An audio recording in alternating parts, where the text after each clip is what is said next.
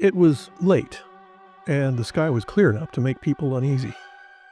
Somewhere near London, in early 1915, during the First World War, soldiers looked up and saw a bright light moving across the night sky. The sky had only recently learned how to kill. Airships were real. Bombs were new.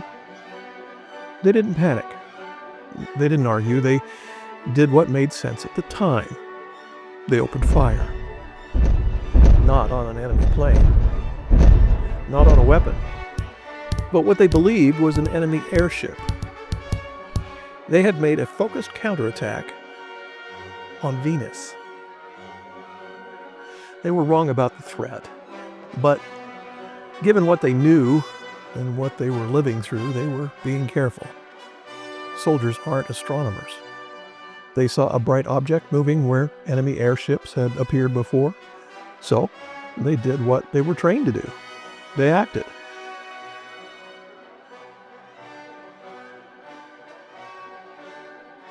And here's something that sticks in my head about those soldiers firing on Venus.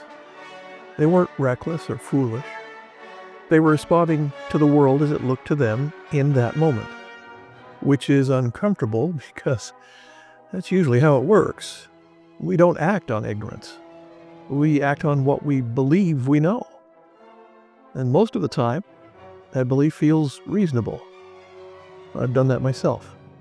Acted on a certainty that made sense at the time, only to realize later I'd filled in the gaps with assumptions instead of true understanding. But that's not stupidity. That's being human. Our minds are very good at patterns. So good, in fact, that they'll finish the picture before all the pieces are on the table. Especially when the world feels uncertain. Especially when the stakes feel high. That's when false certainty slips in. Not as arrogance, but as recognition.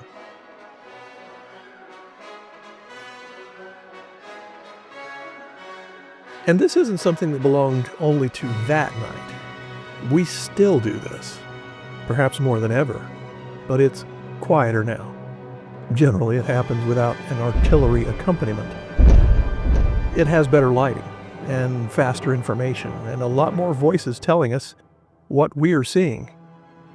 We don't always notice when the story starts filling in its own gaps.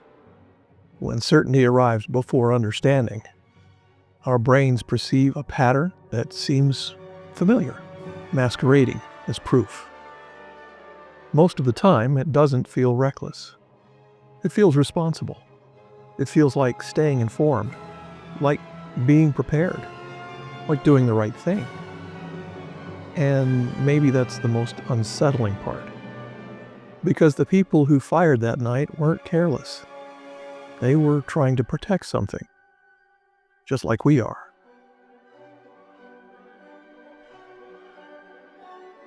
I notice it now more often than I like.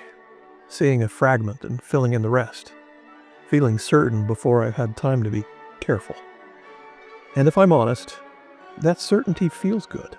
It feels steady. It feels like standing on solid ground. Until it isn't. Sometimes we act before we understand. Sometimes we have to. But when we're wrong, learning is better than pretending. If this story gave you pause, you probably know someone else who might appreciate it. And if you'd like more stories like this, you're always welcome to subscribe. So, here's an ounce. Maybe the goal isn't avoiding mistakes. Maybe it's staying curious long enough to notice when you've made one. Because the moment we stop asking questions, we don't just lose perspective, we lose each other. And that's it. An ounce, submitted for your consideration.